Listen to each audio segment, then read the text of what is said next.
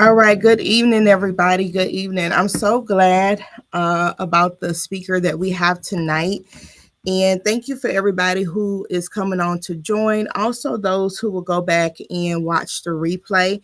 Tonight, we do have Miss Stephanie Renee. Who we're going to interview tonight, and I'm really excited about it. So, my name is Keshia, and I'm the visionary for the Sisterhood Collaboration. The Sisterhood Collaboration is where we dive into deep conversations. It is intentional to be a place of healing, growth, and transformation.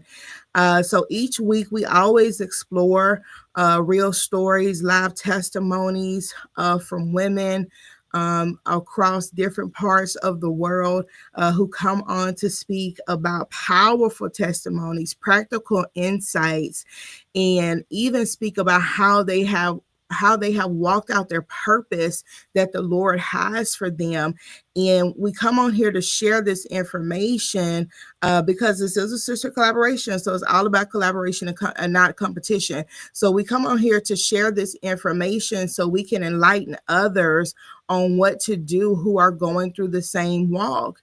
A lot of times we usually think that we are in this by ourselves, but the Lord has placed other people to come walk alongside of us as we go through challenges in life, our issues in life. And so the goal for us here is to not only heal, but the goal is to live your best life in Christ, because the word of God says that he came to give us life and life more abundantly. So we're going to go ahead and get started.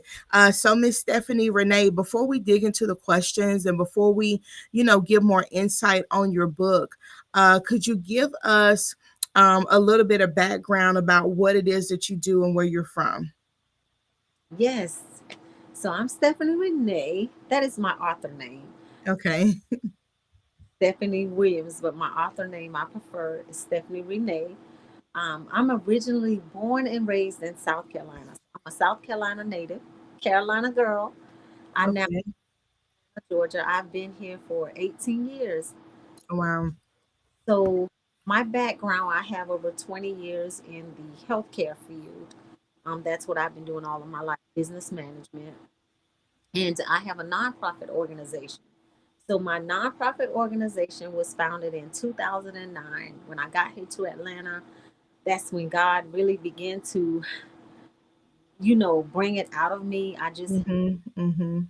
burning inside. I had to get it out of me, and I could not be quiet.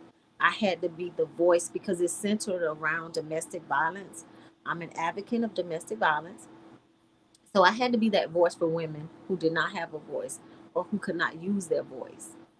So that's pretty much what I do. And again, like I said, I'm an author.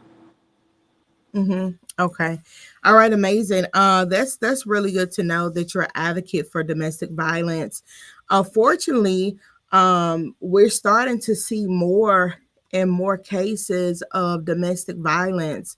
Not even because a lot of times when people hear domestic violence, a lot of times they think like, male and female, but you're starting to see it more within families, right? You're starting to see, families have issues, not just a husband and wife, but you're starting to see aunts, uncles, and different things that are rising right now, even in our nation. So that's good to know that you're an advocate for domestic violence because that's very, very important.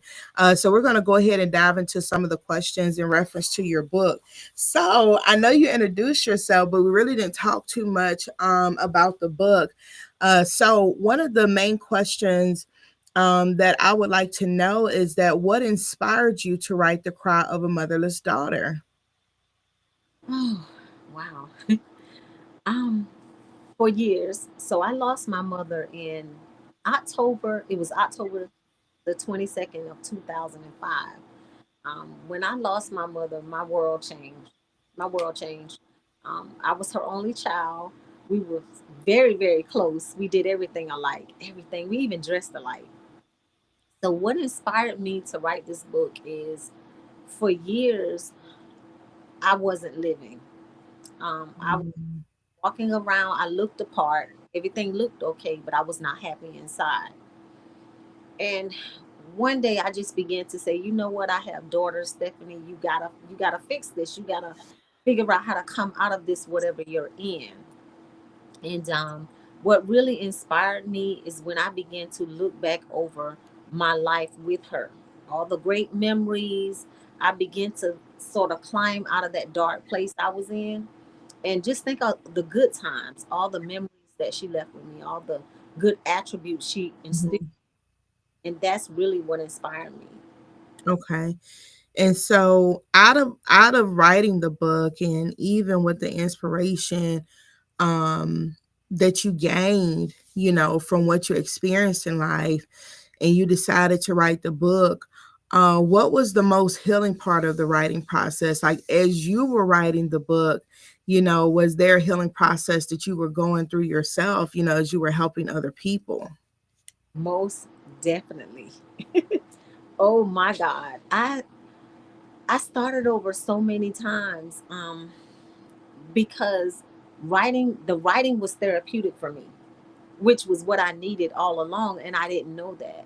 So Mhm. I just took my heart, all my feelings, everything that I was feeling, and I put it on paper. I cried so much I had to start over. I couldn't even see the words on the paper. Um, and it was an amazing experience. And I didn't know I needed to get all of that me and get it on paper. I really needed to get it out of me. And that's I could honestly say I could not even talk about it, the death of my mother. But once I wrote the book, and I mean the physical book, because I've had the book for years, but it's I wasn't complete until I published the book. Mhm. Mhm. I had to like get it out. I had to get it out because it was just so much in me, and I had to get it on paper. I just put my feelings on paper. Yeah. Yeah. So through that process of writing the book, how long was it from the start to the completion of it? Whew. I would say it took me about possibly 8 years. Mhm. Mhm. Um, Long story short, a lot happened. I moved. I went through another traumatic events. I went through a divorce. Um, Mm. editor that I had, she passed away. So that just really did it. I'm like, okay, God, now how am I going to do this? Um, because the editor I had, she was such a blessing to me. She understood me. She talked me through it. We prayed together. And then when I lost her, it was like a setback. Yeah. How am I going to do this now? So it took me a while. It took me a few years to get back at it. Say, you know what? You really need to publish that book. Mhm. Mhm. it was it was an experience. It was a great experience. I can smile about it now, Yeah. but it was not easy. Yeah. Yeah, absolutely. So how did losing your mother shape your sense of identity? Like there were some changes I'm sure that came with that. So how did they shape your identity? Oh, wow. So I'm gonna be honest. When I lost my mother, I was so confused. I was so confused. I didn't understand it. Um, it was like a dream that I never woke up from, and I didn't want to. Mhm. Um, so it changed me in so many ways because I just couldn't identify with myself. I always talked to my mother, every day. I would talk to her about everything. So when I lost her, it's like I had to find myself all over again. I had to figure things out on my own. I didn't have mom to call. I didn't have her to pray with me, cry with me, whatever I needed. Except Mhm. Mhm. a woman, because life is lifing, and sometimes we need our mother for that. And I Right. So that sounds like that was a time where you really had to rebuild yourself and redefine who you were. So as you were going through that process, what steps did you take on a biblical stance where God helped you along in your healing journey? Oh my goodness. The dark nights, the lonely times, birthdays, Christmas, thanks, every holiday you can name. Um, I had to pray. I really had to pray. I had to pray my way through it. Actually, I have scriptures in the book that help me, and I put those scriptures in there on purpose for women to know what I went through, because I went through so many phases. I went through so many phases, so I had to pray my way out of those phases. When I felt Mm-hmm. I had to pray, question God. There was times I even went as far as to ask God, God, why did you take the good one? You know, the good parent. Why did you, you know, look back over it and I can smile and I can't believe I even questioned God, because you know we should. Mm-hmm. But at that time, I was just going through an emotional roller coaster. It was up, Mm-hmm. Mm-hmm. and I just had to pray my way through it. Right. But I think that's, I know a lot of times that we've heard, people say like, we shouldn't question God, but I honestly feel like that we should ask him questions, right? Because there's nothing unseen or hidden from him anyway. But I was at that point, one of those points in my life too, where I was kind of at a point where I was kind of not necessarily afraid, but kind of her like, you shouldn't question God, but God wants us to give him every part of him. And it sounds like that when you begin to ask those questions, like that was kind of really, a major breaking point for you because you were able to get everything out that you needed to get out for your healing journey. So that's the amazing part of it. So can you share one of the biggest challenges you faced in navigating life without your mother's guidance? Like, I know that after the fact, you came up to different milestones and different situations in your life where you were not able to, reach out to her for that guidance. So what did that process or those steps look like when it came time to make those major decisions in life? Oh goodness. um, School. So when it came to college, I had to go back after I had my daughters to get my second business degree. She was my biggest cheerleader. So when I lost her in the midst of um, getting my first degree, I was like, oh my God, how am I going to do this? How am I going to finish this? Because she always told me, you can do anything. You can do anything you set your mind to. So I didn't have that voice telling me this. So now I got to do this thing on my own. I got to figure it out. Mhm. Mhm. Finishing school, but I did it. Thank God. Um, and also just raising my daughters. Um, that was a challenge because motherhood, parenting does not come with a manual. And my mom, she was a very wise woman. She was very wise. Um, just very, she would really give me great advice and I would listen to it. We were just that close. But when you don't have that person there to help you and lead you and guide you, all you can do is depend on God. And that's what I had to do. Mhm. Depend on God. So through that process, was there a new redefining moment for you with your relationship with God? You know what I mean? Because at this point, like, it seems like He was the only one, that you were able to really go to with those type of questions and decisions. Like, how did it redefine your relationship with Christ? Yes, it made it stronger. So much. I just depended on God for everything. And that was really what I felt most, that gave me the most peace. That gave Mm-hmm. peace. Um, just, He's a mind regulator.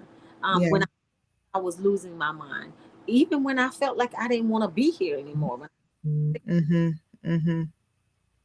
And then God had to bring me to remembrance. You're a mother. What do you think you're doing? You're a mother. You have daughters. So um, just putting my faith and trust in God to get me through is really what I know did it. Mm-hmm. That's the number one thing. Of course, I had friends. I had other family members. I have a favorite aunt that's still in South Carolina, and I can talk to her if I like. But there's nothing like mama, you know. Mm-hmm. Mm-hmm. So, as you were going through that process, what is some good advice that you can give other women on how they can start their healing process? And, and I understand that, we're mostly talking about in reference to your book where people are healing, from the loss of a mother, but I'm more than positive that there are women who have lost people in their lives that were like a mother, are really played a big role in their lives, an authority figure. And so, as they're going through that process of that grief, what are some steps that they can take, or what are some of the first steps that they should take? Because although it's almost like looking at a map. When you look at a map, like it's huge and you see all of this different information on here, but you have to really get to that starting point, because if you try to look at a map at a whole part, right, it can get really, confusing, or seems like it's a lot of information. It can become very overwhelming.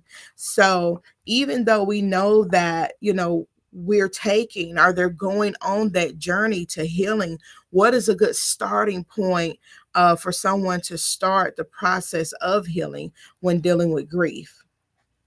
Okay. The first thing, find your, I want to use, find your comfortable place. Find your Hmm. comfort in yourself. What makes you comfortable in you? I'll give you an example. What made me comfortable and more comfortable with dealing with the situation, I would light a candle, for example, in her remembrance, and I had her picture right beside it. So that would help me. And I also had a video of her. I had a video that I took with her, like when she was on her job, when we went on trips, things like that. So that made me more comfortable being able to see her and look at her, right? So that was one of the number one things I did. The second thing I did that helped me the most was got out of denial. I was stuck there for a very long time. I just Hmm. I just denied it for so many years. I kept her number in my phone. I could hear her voice. I just didn't want to face it and just accept the fact. She's gone, Stephanie. She's not coming back again. And the third thing is community. Oh my God, that is so important. Isolation is the worst thing you can do when you, Hmm. so finding your community, and your community is whomever you need it to be. Mine was my church family. Your community can be your personal family, your community can be your friends, whatever it is, your coworkers. But isolation is definitely a no-no. That's something that you don't want to do when you're grieving alone, because you can see Hmm. a dark place, and that's not a good place to be. Yeah, yeah, absolutely. I absolutely agree with that. That when going through anything in life, isolation is not the place to go, unless the Lord is sending the isolation, which means he's still there with you. But but I know, as far as we're going through grief, you most definitely want a community. You most definitely want those around you who can help encourage you through the process. So, is there anything that you recommend for women and men, or anybody who is going through grief or lost somebody, that they can do to honor the memory, while still foregoing on their own path? Yes. Um, Talk about it. Please get it out. I don't know. Your form of talking could be anything. Your form of talking can be just finding a friend you can confide in. Um, I don't care if you have to be home and just talk to yourself, but their picture, whatever you need to do, but just release it. You have to release it. My form of talking as well, because I couldn't really get the words out. It hurt. Hmm. So again, like I stated, I put mine on paper. So that was my way of getting it out and releasing, and just Hmm. with a pen, So it's different forms of talking, texting it to someone, writing a letter, whatever you need to do, but release. I Hmm. strongly. Hmm. And I think some other ways that some other ways that individuals can honor the memory too, is to keep those small things alive. And when I say small ways, more small ways, like through tradition, storytelling, living out values that she taught about, passing those things down from generation to generation, but then at the same time also giving yourself the grace to create your own story. Because I think one of the main things too is that sometimes when people are going through that grief process or that honoring process, um, we don't want it to become a way to the point where they almost kind of get stuck in the past, as in, well, we always, do it this way, we have to do it this way. But, also giving yourself, also with them giving themselves a grace. To know that it's okay to create your own path while still holding on to the memories and the traditions that that individual had in your life. And so it seems like that community and mentors played a really big part in your life as well. And most definitely, I'm sure faith was your anchor, and God really gave you the strength to keep going, even when you felt broken, when you were going through the process of writing the story. I'm sure those 8 years felt like longer than 8 years, I'm sure, taking it one day at a time, and then also going through other losses after you lost your mom was really a process. But I think it's amazing that out of that, you were able to create a book and help women go through that same process. So another question I have is that how can women recognize and process the unresolved grief that impacts their self-esteem and personal growth? Because as we're going through that process, like like you said, at first, the now was one of the things that you really had to get over, going through the denial process. But I'm sure that as you continue through the process, that you begin to realize that there was some other unresolved grief that you might have had that you didn't recognize at the beginning. Because when we're looking at that roadmap again, we're taking it step by step, just like when you're driving a car. I grew up. I know now we have where it talks to us on our phone, but I grew up in a time where you had, when I first started driving, you had to print the directions off, right? And you had that paper in front of you and you didn't have anything reading to you, right? And you're looking, trying to see which direction to go. And sometimes you're sometimes your mind is so set on getting to where you're going, you're kind of missing what's around you. You get what I'm saying? And so when you think about grief, sometimes we're probably wondering, like, when am I going to feel the same again? When am I going to feel heal? That sometimes we're missing the fact that there's still some unresolved grief there. There's still some signs and things that we have missed. And so when they have missed those things, what is a good way for them to recognize it so they can go back and process that and get their complete full healing? Yes. So the the first thing, and that's why I said to accept. It's an approach to accept your identity. Um, I seriously had to accept it. My problem, and I think for a lot of people, is accepting the fact. Because I know a lot of women. It's been 30 years Mm-hmm. holding on. Um, and I tell everyone, don't rush. It's your. You have to heal how you want to heal. Everyone heals differently. But for me, I had to accept the fact that I'm still a mother. I was still a mother. Um, I had to deal with it. For example, Mm-hmm. I didn't want to go into Walmart. I didn't want to go into the stores on Mother's Day. Any events when it's involving mothers, I would literally, when it first happened, I would have to get up out of church because everyone had their pictures. They were displaying their pictures in church about their mothers, Mm-hmm. Mm-hmm. especially when they were dressed alike. And that's what me and my mother used to do. So I really had to come to grips and say, Stephanie, you know what? She's not coming back until I physically, you know, but spiritually, I believe, she's with me. But I had to really face that fact and accept it. I had to accept it, and I had to accept the fact that my mom would want me to be happy. She would want me to raise my daughters accordingly how she raised me, and just do the right thing and the best thing for my daughters. Um, Mm-hmm. it was the year when I wrote this book, when I decided to publish it and have it go on the platforms on Amazon and Barnes and Noble. That was the first year I enjoyed my Mother's Day. First year. After all those years, and my daughters are actually grown now. They're both married. But once I released that book and I just said, you know what? This is it. I gotta do. Mm-hmm. Mm-hmm. That's when I felt like I was happier. I could talk about my mother, Mm-hmm. even visit her gravesite. That was Mm-hmm. what I do.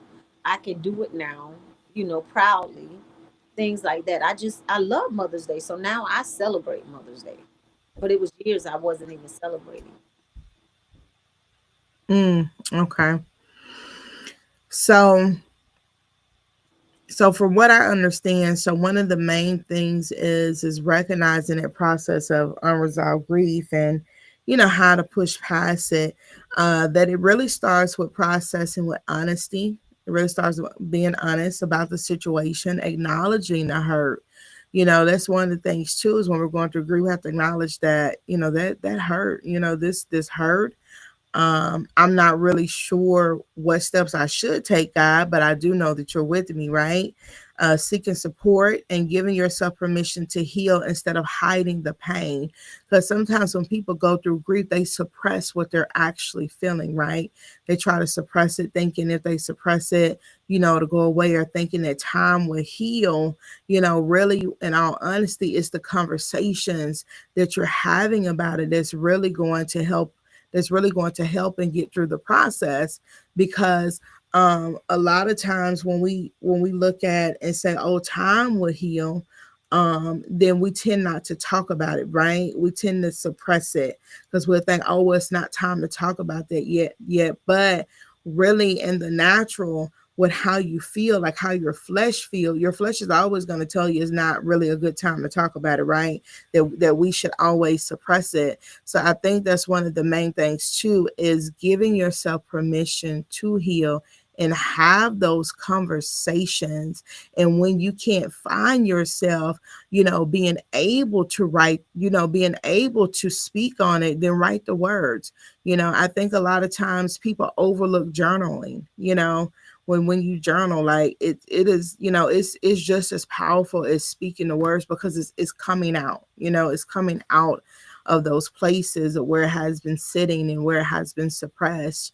And so we have a few more questions here. So what advice do you have for women who feel stuck or overwhelmed by the loss of a mother or a maternal figure?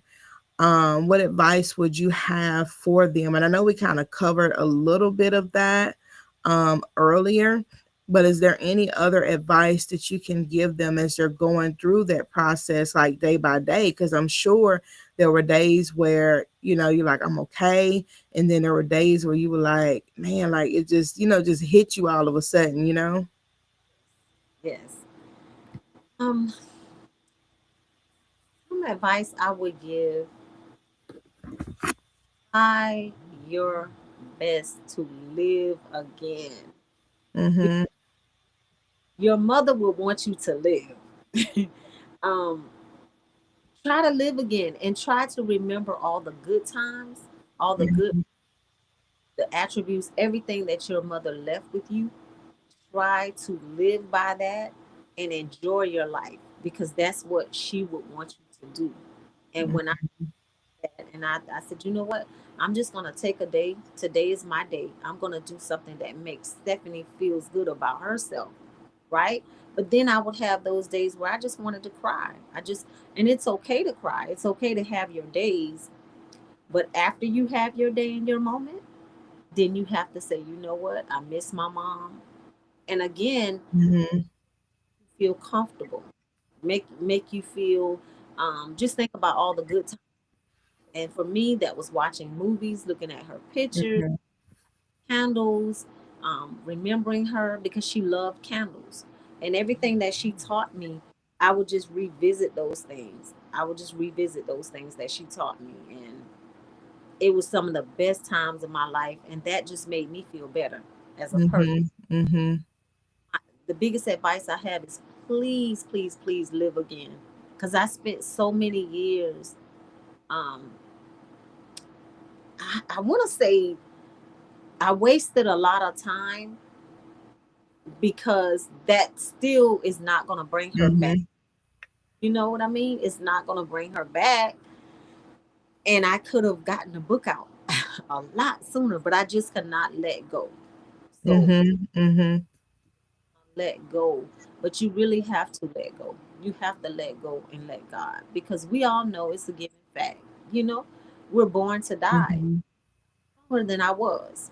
We all know we're born to die. One day, eventually, you're going to die. Somebody, you know. But we got to remember we don't want our loved ones to be in pain either. Mhm. Yeah. You got to think, Yeah. yep. Yeah, absolutely. Absolutely. So one last question here. What is the message you hope readers and listeners take away from your book and your story?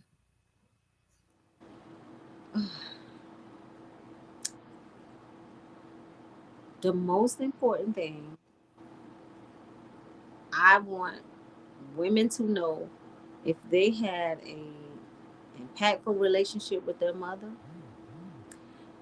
is remember that you can live again and you can do all things through Christ that strengthens you. Um, because I did not fulfill everything I needed to fulfill in my life until I got over the Mm. grief, pain, and all the hurt, the anger, the bitterness. Um, so I want them to just remember everything, all the good times you had with your mother, and Yeah. be the best that you can be because that's what my mother used to always tell me. Be the best that you can be. And I'm sometimes I even look over my life now and I'm like, wow, I did all that because I'm now at the age of 51 and I can't believe everything that I've done because I had my life on pause. Mm. Just remember, don't stop living.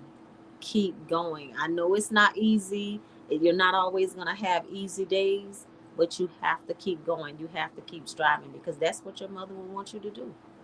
Mhm. Mhm. Absolutely. And I think too, one of the main takeaways with healing is about learning to live again while carrying the love of the one that by carrying the love of the one that you lost. It's not necessarily kind of, like when I was saying earlier, sometimes when we're driving, we're trying to get to this place and like, it's not like a race, but it's more so of trying to continue to carry on, those traditions and that love that you have for that person and still have that time of reflection in your memory, the memories that you have with them, and think of it, as a good thing, that even though at this time, somebody has lost somebody, think about those good memories. And I know when people first starting off, that's really difficult. That's really challenging. That's really tough because it's almost like, a major shock. Like, I wasn't expecting this now or this soon or this day or at this time. But I'm still amazed at the fact that, through the process that you were able to write a book, and continue to go through that process until it was completed, and that puts you in a position to where you can help other people, because a lot of people have gone through situations like that and didn't have anybody or didn't even know that they could turn to Christ for that. Some people might not have had a relationship with God at their time or even now. And so that's amazing too, that even when you speak to them about your book or share that information, that you'll also be able to share God and the love of Christ and them finding their new identity in Him as well. So I think we're probably, you got something you want to add? I forgot one of the most important things I forgot. And I'm now a mental health first aid responder. So you feel those dark days. Oh my God, because it gets dark. It gets really, really lonely, scary, and you don't know what to do. You just feel like all hope is gone. That's when it's time now. You got to take the next step. It's outside of you. You feel like you can't move on, you can't go on, you don't know who to talk to. It's okay to talk to a therapist, Mm-hmm. grief specialist, someone. You have to talk about it because if you don't, it will begin to um, mess with your mental health. Mm-hmm. You feel like I don't want to be here. It's not worth it. Been there, done that. So Mm-hmm. I speak up on that, and that is just crucial. That's crucial. Now that's when you know it's serious. It's time now to seek additional help outside. Nothing is making you feel better. It's time to see a therapist. Mm-hmm. Mm-hmm. Absolutely. Absolutely. And I think seeing a therapist is a wonderful thing, especially if you don't have anybody that you feel comfortable talking with. And although it seems a little odd, sometimes we feel comfortable talking with strangers, especially when you know that you're speaking with somebody that has to keep your information confidential. And there's so many different counselors out there, therapists. You have, life coaches. You might not need it there. You might just need a life coach, somebody that can help just walk you through the process. Because sometimes when people hear therapists or psychiatrists, they're like, you know, I don't think it's that deep, but it could be. It really could be. But now we're in a time now where you have therapists, you have life coach, you have biblical, counselors, you have Christian counselors, you have Christian life coaches.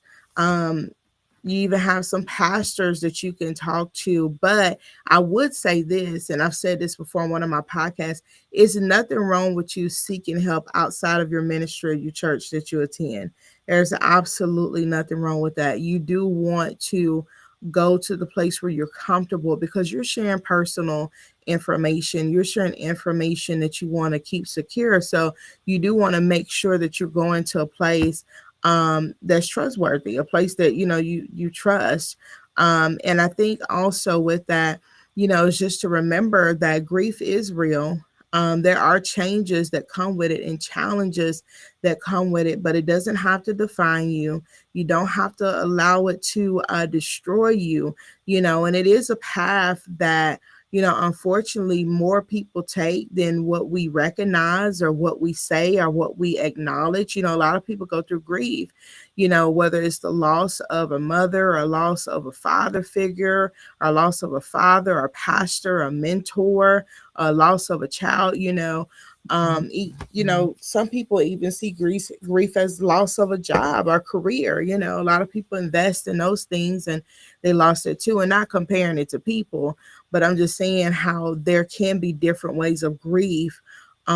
Just to educate people, there are different ways of grief and things that you can do when it comes to speaking with people. So these things that we went over, all of the different tips and things that she shared, you can also apply that to other things in your life. So before we wrap it up, Stephanie, is there anything else that you would like to speak on? No, I just want everyone to know there is life after Mm-hmm. you are to them. There's still life. Life is still going on, so live it. Live it. Mm-hmm. Mhm. Amen. All right. Well, thank you so much for coming on tonight, Miss Stephanie Renee. I do appreciate it. I am going to add the link to her book. It is on Amazon, and I think you also said Barnes and Nobles, right? It is on Amazon and some other places. So I am going to post the link um, in the description of this video. So if you would like to purchase the book, you'll be able to find it in a link on Amazon. Please go out and support maybe you might not be at this point in your life, but maybe you can purchase the book and even share it with somebody else, gift it to somebody else who might be going through a similar or same circumstance. But thank you again for coming on tonight. I appreciate all of you guys who are watching and those who go back and watch the replay. And we will see you again on next Thursday at 8:30 p.m. Eastern Time.